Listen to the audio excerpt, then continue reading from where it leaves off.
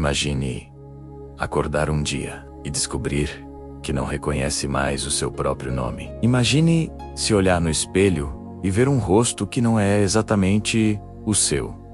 Um gesto que você não lembra de ter aprendido. Uma expressão que parece emprestada. Agora imagine perceber, tarde demais, que essa mudança não começou ali, naquele instante de estranheza, mas meses antes. No momento em que você decidiu roubar a vida de alguém que já não respirava. É estranho pensar nisso, mas algumas escolhas não apenas moldam quem nos tornamos. Elas abrem portas que jamais deveriam ser tocadas. E foi exatamente isso que aconteceu com Helena. Uma mulher que acreditou ter encontrado um atalho para um novo começo, mas acabou abrindo caminho para algo muito mais sombrio. Tudo começou com um túmulo esquecidos, entre centenas. Um nome bonito gravado em mármore frio e uma data recente o suficiente para passar despercebida. Elissa Nabarro, morta há apenas 6 meses. Jovem, desconhecida, sem família por perto. Uma vida perfeita para ser copiada. E Helena, com um coração destruído e uma existência que parecia implorar por um reset, acreditou que aquele nome seria a saída para todos os seus fracassos. Mas ninguém rouba uma identidade sem roubar também o destino que vem junto com ela. Nos primeiros dias, tudo parecia simples. Compras novas, novos hábitos, um novo endereço. Mas quando a noite caía, o silêncio do apartamento parecia respirar de um jeito estranho, como se alguém estivesse ali, assistindo. Depois, vieram as cartas, sem remetente, as fotos que ela nunca tirou, os objetos fora do lugar, as lembranças que começaram a desaparecer. E então, o pior, a sensação de que a Lisa verdadeira, a Lisa queria algo de volta. Não a vida, mas o corpo, a mente, a presença. Agora eu te pergunto, até onde uma pessoa vai para fugir de si mesma? E o que acontece quando, ao tentar se apagar, você desperta alguém que nunca deveria ter sido acordado? Existem histórias que parecem nascer do silêncio.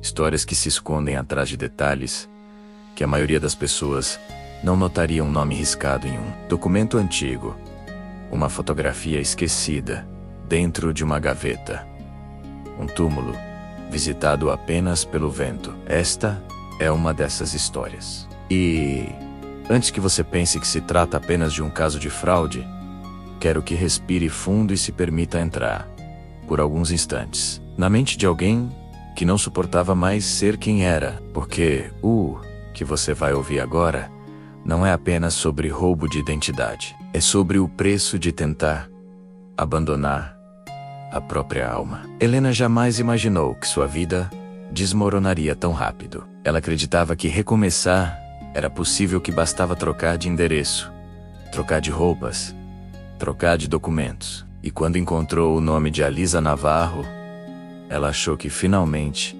tinha descoberto um caminho para respirar de novo. Mas ninguém ensina você a lidar com aquilo que fica preso entre a vida e a morte, com aquilo que insiste em ser lembrado. À medida que você ouvir essa narrativa, tente se colocar no lugar dela. Tente imaginar a sensação de abrir os olhos e não saber se os pensamentos que atravessam sua mente são seus, ou de alguém que não está mais aqui. Essa é a parte mais perturbadora. Não a mudança, não os documentos, mas a invasão silenciosa de algo que sussurra dentro de você, como se tivesse voltado para ocupar o que perdeu. E antes de continuarmos, já te faço um pedido. Se prepare. Você vai precisar disso. E claro, já aproveita para se inscrever no canal, porque aqui você encontra histórias reais, profundas, emocionais e sombrias como essa. Deixe o seu like, porque isso mostra que você quer mais conteúdos assim. E comenta aqui embaixo de qual país e cidade você está assistindo. Eu quero muito saber até onde essa história está chegando. E quem está ouvindo esse relato até o fim, Helena sempre soube que sua vida caminhava por um fio quase invisível, tão fino que qualquer descuido podia rasgá-lo. Desde pequena, sentia como se não tivesse sido ensinada a existir da maneira certa. Cresceu em uma casa onde o silêncio era mais barulhento que as conversas, onde portas batidas valiam mais do que abraços. E onde ninguém parecia realmente notar sua presença, a não ser quando era conveniente apontar suas falhas. Ela não era uma pessoa ruim, apenas uma pessoa cansada. Cansada de ser invisível, ignorada, descartável. Cansada de ser Helena. E naquela noite, em que sua vida começaria a mudar, ela encarou o reflexo no espelho e percebeu algo que vinha tentando ignorar por anos. Ela não gostava da mulher que via ali. A imagem parecia carregada de algo quebrado demais para ser remendado, e foi nesse estado de espírito, entre lágrimas que ela não conseguia impedir, que tomou a decisão mais perigosa da vida. A chuva daquela manhã caía como se o céu tivesse decidido lavar tudo o que existia. Helena caminhava pelas ruas com o capuz encharcado, a mente escura, os passos pesados. Não sabia exatamente para onde estava indo, só seguia.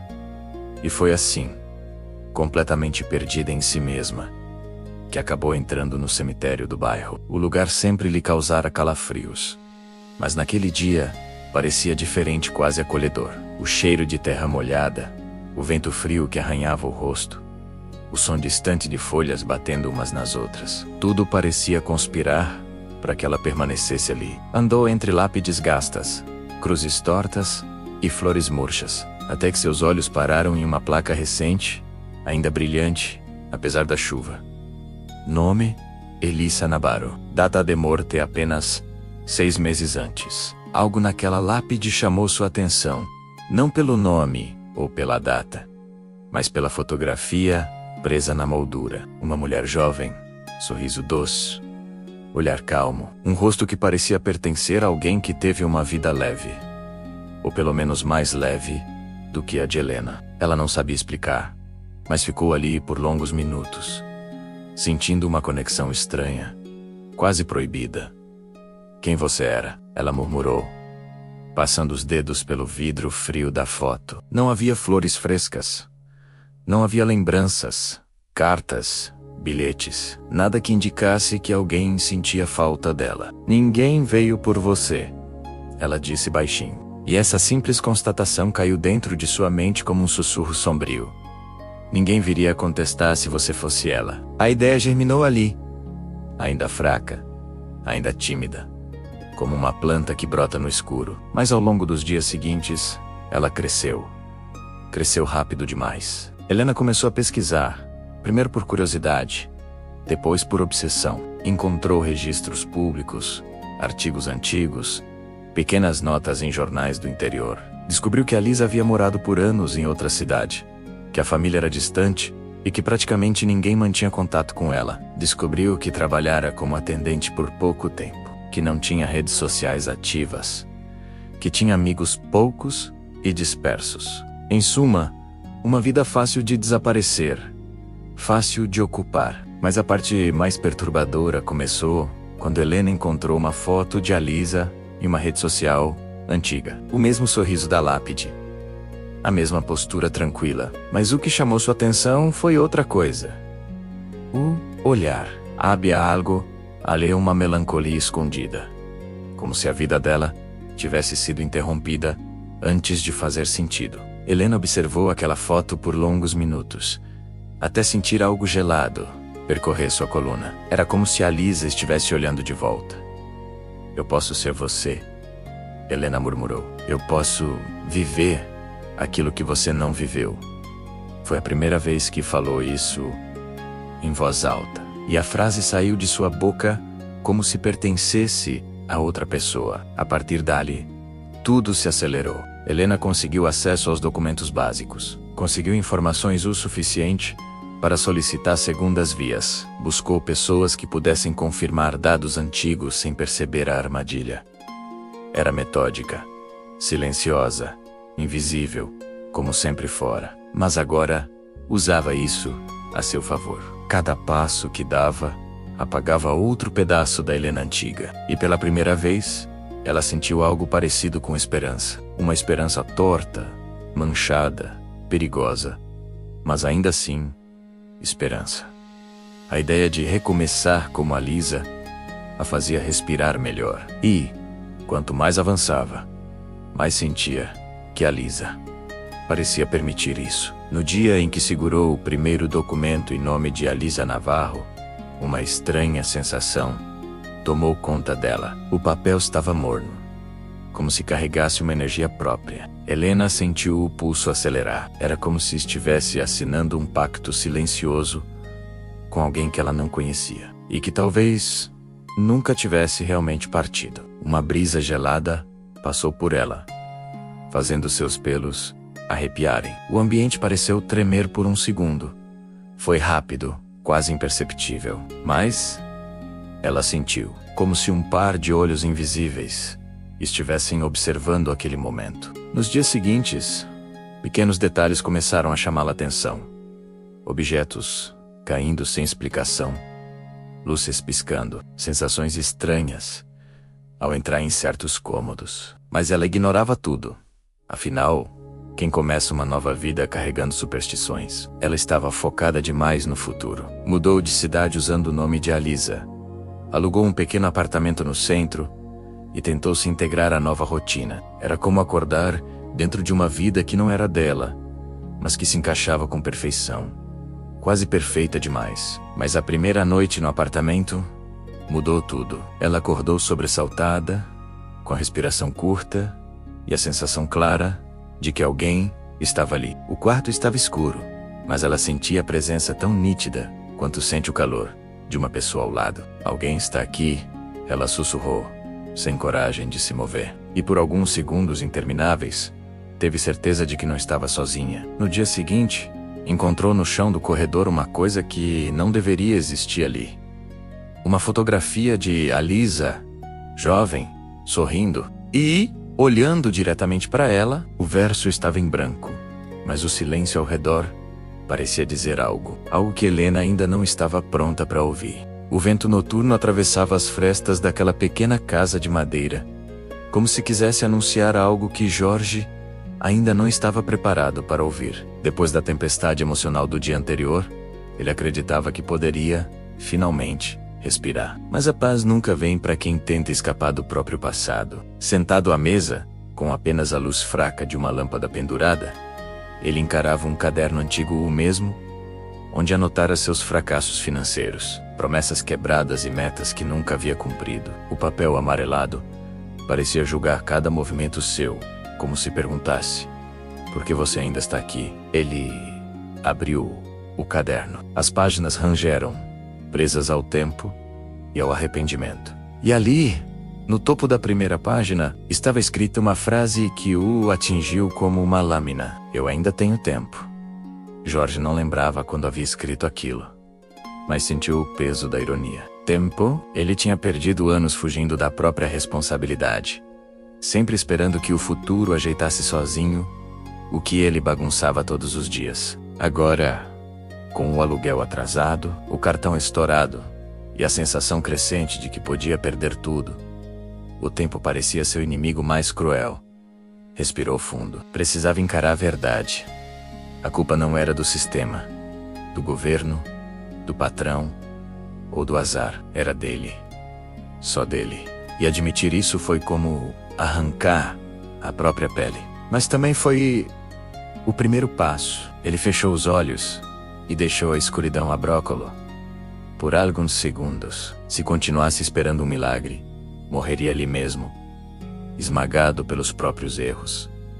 O silêncio da madrugada parecia concordar. Jorge levantou-se devagar, caminhando até a janela. Lá fora, a rua estava deserta, com os postes lançando sombras longas e deformadas sobre o asfalto molhado. Era como se o mundo estivesse em um estado de pausa, aguardando sua decisão. A cada relâmpago distante, a casa tremia levemente. E então, algo surgiu na mente dele. Uma imagem que nunca esqueceu. Seu pai sentado à mesa, anotando cada gasto, cada dívida, cada centavo, com uma disciplina quase militar. Ele nunca entendeu aquilo quando era criança. Mas agora aquilo fazia um sentido brutal, porque ele percebeu que o caos que vivia não tinha surgido do nada. Ele era construído tijolo por tijolo pela falta de controle. Cada compra impulsiva, cada manhã eu vejo isso, cada desculpa, Cada é só mais uma parcelinha. E naquele momento, Jorge sentiu algo quebrar dentro dele. E não era desespero. Era clareza, a clareza de que, se quisesse reconstruir sua vida, precisaria começar de onde tudo havia desmoronado. Sua própria mente. Ele voltou para a mesa. Abriu o caderno novamente e virou a página. Em branco. Totalmente em branco. Parecia uma provocação. Ali, naquela folha vazia, não havia passado, não havia erros, não havia falhas. Havia apenas a possibilidade. E isso o assustava mais do que qualquer fantasma financeiro. Com a mão trêmula, ele escreveu no topo. Primeiro dia. O som da caneta, riscando o papel, ecoou como um veredito, como se estivesse assinando um pacto consigo mesmo. Jorge começou listando tudo o que precisava enfrentar. Dívidas, bancos, despesas fixas, gastos escondidos, hábitos destrutivos. Enquanto escrevia, percebeu que tinha medo até de olhar para sua própria conta bancária. Era como olhar para um monstro que ele mesmo alimentou. Mas não podia fugir mais. O caderno era agora seu espelho. E a cada linha preenchida, ele sentia uma estranha mistura de dor e alívio. Era como espremer um machucado. Doía. Mas precisava sair o que estava apodrecendo. Quando terminou, o caderno parecia mais pesado. Como se carregasse não apenas palavras, mas também verdades que ele tentou enterrar por anos. Jorge encostou-se na cadeira, exausto, não fisicamente, mas mentalmente. Sem perceber, lágrimas silenciosas escorreram pelo seu rosto. Não eram lágrimas de derrota, mas de libertação. Pela primeira vez na vida, ele não estava tentando parecer forte. Estava tentando ser honesto consigo mesmo. E isso exigia mais coragem do que qualquer batalha externa. Mas algo ainda faltava. Faltava entender de onde vinha a compulsão, o descontrole, a sensação constante de vazio que ele tentava preencher com compras, comida, distrações, tudo que o afastasse da própria realidade. E então, como um sussurro vindo do passado, ele lembrou do que sempre tentou evitar: a conversa nunca resolvida que teve com sua mãe, dias antes dela partir. Uma conversa sobre responsabilidade, legado e sobre o medo de repetir os mesmos erros da família. Aquilo sempre o perseguiu, e agora estava voltando à superfície com força total. Jorge fechou o caderno devagar, como se fosse uma caixa de memórias proibidas. Olhou para a porta da sala, aquela mesma porta que seu pai atravessou no dia em que abandonou a família. Por anos, Jorge jurou que nunca seria igual, mas agora percebia que, de uma forma diferente, estava repetindo o ciclo. Não abandonando pessoas, mas abandonando a si mesmo. E naquele instante, no silêncio absoluto daquela madrugada úmida, ele fez uma promessa: eu vou quebrar esse ciclo, nem que seja a última coisa que eu faça. A manhã seguinte nasceu pesada, como se o céu carregasse o mesmo fardo que Jorge vinha acumulando há anos. A luz cinzenta atravessava a janela da cozinha, revelando poeira suspensa no ar, partículas que dançavam lentamente, como se zombassem do caos dentro dele. Ele colocou água para ferver, mas percebeu que não sentia fome. O estômago estava embrulhado, como se soubesse que aquele dia não seria comum, porque pela primeira vez em muito tempo, Jorge estava prestes a fazer algo que sempre evitou: encarar a verdade nua e crua dos seus números. Ele colocou o caderno sobre a mesa, abriu o notebook e respirou fundo. A tela acendeu, refletindo em seus olhos como um aviso silencioso. Tá pronto para ver o que você tem feito consigo mesmo? O cursor piscava, impaciente, aguardando sua decisão. Cada clique parecia mais pesado que o anterior, como se estivesse abrindo uma porta trancada há anos. Quando finalmente acessou sua conta bancária, sentiu o coração acelerar. A visão era brutal: saldo negativo, parcelas pendentes, juros que cresciam como ervas daninhas. Jorge fechou os olhos por alguns segundos, tentando processar o que via. Era pior do que imaginava, mas ao mesmo tempo, havia algo libertador naquela revelação. Era como se, tirando o pano que cobria a bagunça, finalmente pudesse ver onde realmente estava pisando. E pela primeira vez, não sentiu vontade de fugir, sentiu vontade de lutar. Com a caneta na mão, começou a anotar tudo com precisão: dívidas, valores, datas, contatos, juros. Cada anotação parecia sangrar, mas era um sangue necessário. Conforme escrevia, percebeu padrões. Percebeu que muitas decisões não eram sobre dinheiro, eram sobre emoções. Dias em que comprava para tentar calar o vazio. Noites em que pedia comida para evitar pensar. Parcelas feitas por impulso, sem nem olhar para o mês seguinte. Era como se ele tivesse vivido no piloto automático, sendo guiado por feridas que nunca tratou. E agora, olhando para aquilo tudo, ele entendeu algo devastador. O problema nunca foi falta de dinheiro. Foi falta de controle sobre si mesmo. O barulho da chaleira o trouxe de volta. Ele desligou o fogo e serviu um café fraco, mas deixou esfriar sem perceber. Passou alguns minutos observando as anotações espalhadas sobre a mesa. Aquele mapa financeiro grotesco era, na verdade, um retrato de sua mente. Um labirinto construído por escolhas inconscientes. Mas agora, com tudo exposto, ele não tinha mais desculpas. O monstro tinha rosto e só poderia destruir Lou se enfrentasse sua origem. Enquanto folheava o caderno, Jorge encontrou uma anotação antiga, quase perdida entre as páginas. Nunca entendi por que gasto sem pensar. Essa frase, escrita com pressa anos atrás, agora doía mais do que qualquer número no extrato. Porque ali estava a pergunta que ele evitou a vida inteira. O que ele tentava anestesiar. O que buscava quando gastava o que não tinha. Ele sentiu uma pressão no peito. Uma sensação familiar. Algo que ele evitava desde a adolescência. Era medo. Medo de se sentir insuficiente. Medo de não ser bom o bastante. Aos poucos, lembranças começaram a emergir como sombras puxadas da escuridão. Lembrou-se do dia em que foi humilhado por um professor por não ter o material escolar que a turma inteira tinha. Lembrou da vergonha de ver a mãe contando moedas no balcão da padaria. Lembrou do pai desaparecendo pela porta, enquanto dizia que um dia voltaria com dinheiro. Dinheiro sempre foi a ferida central, não por causa do valor em si, mas por tudo que ele representava: segurança, dignidade, respeito e também abandono. Jorge percebeu que seu descontrole financeiro não era sobre compras.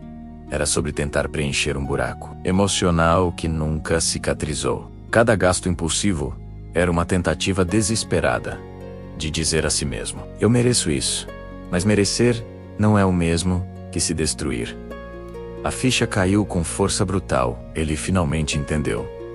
Não poderia mudar sua vida financeira sem antes curar a história que carregava dentro de si. Levantou-se da cadeira e começou a caminhar pela casa, como um animal preso buscando saída. Sentiu uma energia estranha, uma mistura de raiva, tristeza e determinação. Estava cansado de repetir padrões que não eram dele, mas herdados. Cansado de se deixar levar por emoções antigas.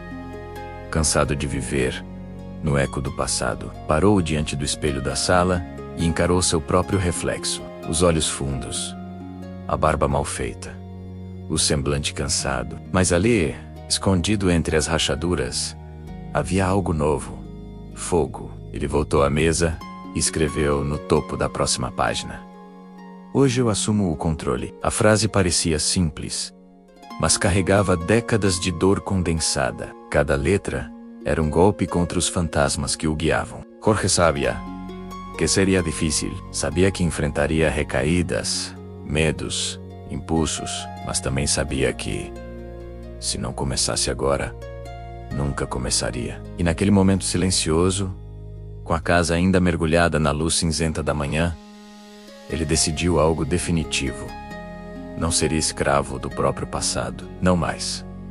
E não por um segundo a mais. Aquela noite caiu como um véu pesado sobre a casa, abafando os ruídos da rua e deixando só o som da própria respiração de Jorge ecoando entre as paredes. Ele havia passado o dia inteiro reorganizando números, apagando ilusões e encarando verdades incômodas.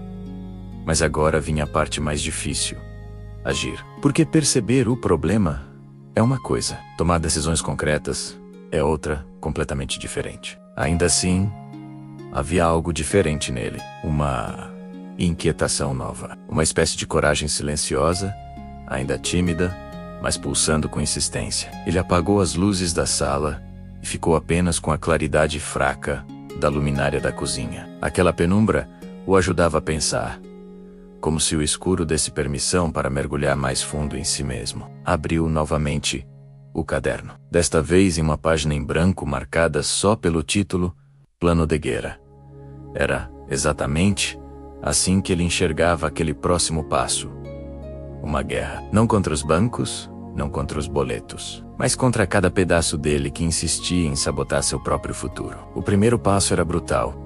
Ele decidiu listar tudo o que teria que cortar da vida: assinaturas, hábitos, exageros, compras inofensivas. O que parecia pequeno, na verdade, era o que mais corroía seu dinheiro. Ele anotou tudo, até os cafezinhos que comprava na padaria só para quebrar a rotina. E enquanto escrevia, algo o surpreendeu. Percebeu o quanto gastava para tentar sentir que tinha controle. Como se comprar pequenas coisas diariamente fosse uma forma de anestesiar o caos interno. Cortar aquilo não seria apenas financeiro, seria emocional. Seria enfrentar o vazio. Depois, veio o segundo passo: criar metas reais. Nada de sonhos inalcançáveis. Nada de promessas vazias. Metas pequenas, mas sólidas. Pagar a dívida do cartão em 4 meses. Economizar 200 por mês. Criar um fundo de emergência, mesmo que minúsculo. Ele se sentiu ridículo por um instante, como se estivesse tentando reconstruir um castelo, começando por um grão de areia. Mas logo percebeu a verdade.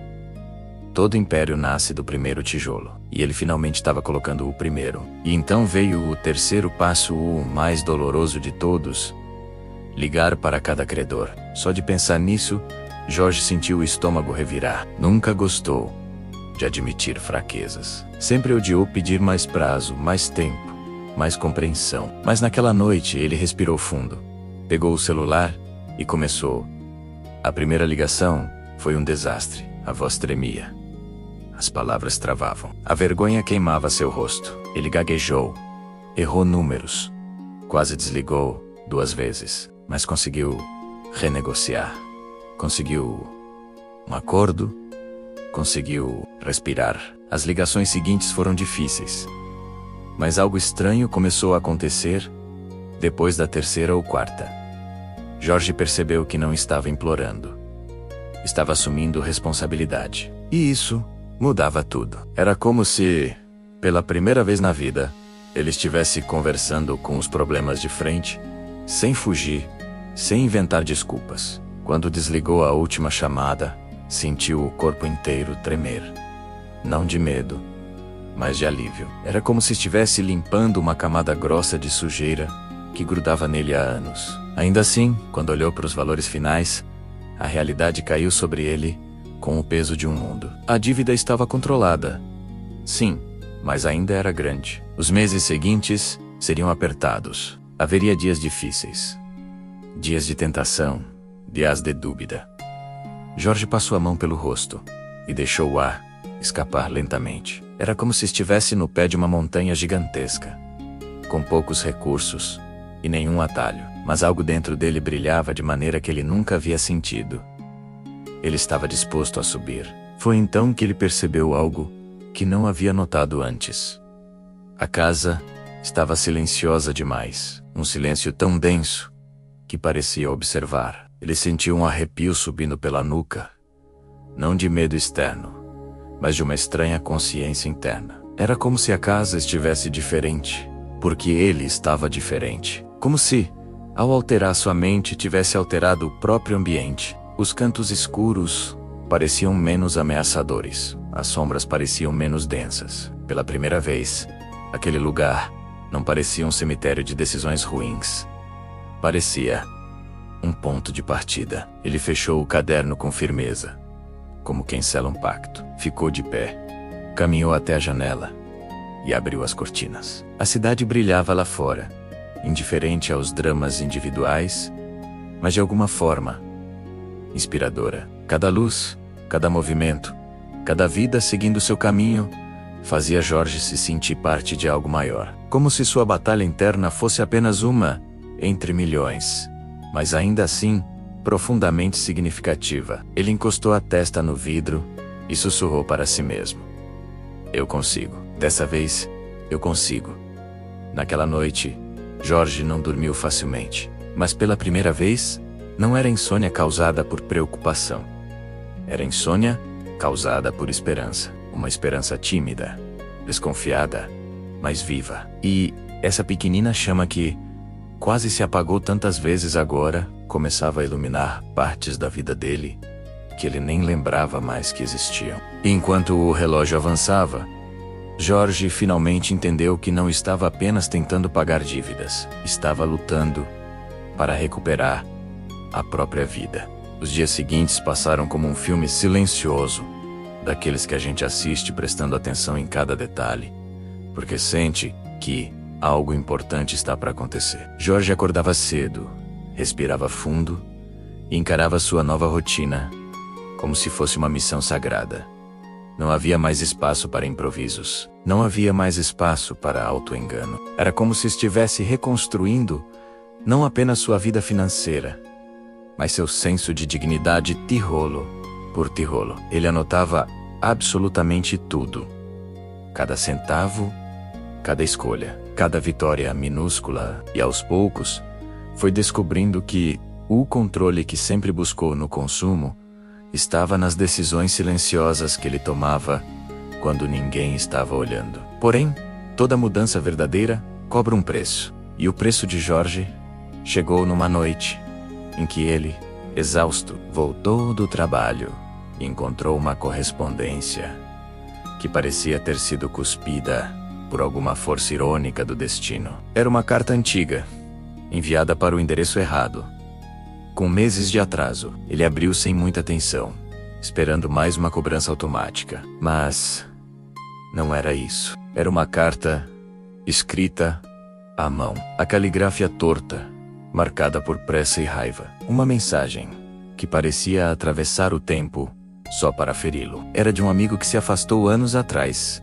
Ou melhor, que Jorge afastou. Na carta, o amigo dizia que havia sido usado. Dizia que Jorge só o procurava quando precisava de ajuda financeira. Dizia que não aguentava mais assistir Jorge se afundando enquanto fingia que estava tudo bem. Eram palavras duras, brutais, como lâminas que rasgavam cada pedaço de orgulho que Jorge tinha. Ele releu a carta diversas vezes, tentando se defender mentalmente, tentando justificar seus erros, tentando negar aquilo. Mas no fundo, ele sabia que tinha sido assim. Sabia que em seus piores momentos, ele não apenas perdeu o rumo, ele machucou quem estendeu a mão. Aquela carta foi um gatilho tão forte que Jorge sentiu o ar sumir. Era como se todo o peso que ele vinha carregando nos ombros, finalmente tivesse decidido despencar de uma vez. Ele se sentou no chão da sala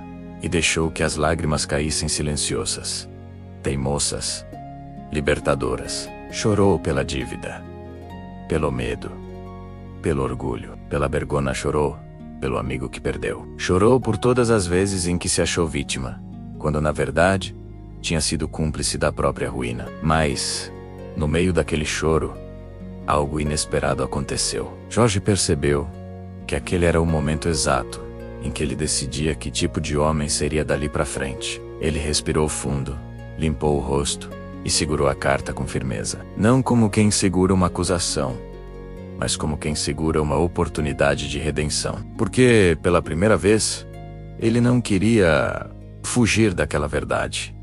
Ele queria enfrentá-la. Isso o levou a fazer algo que nunca teria imaginado meses antes. Pegou o celular e ligou para o número daquele amigo. As mãos tremiam. A voz falhava, mas ele deixou o telefone tocar. 1, 2, 3 vezes.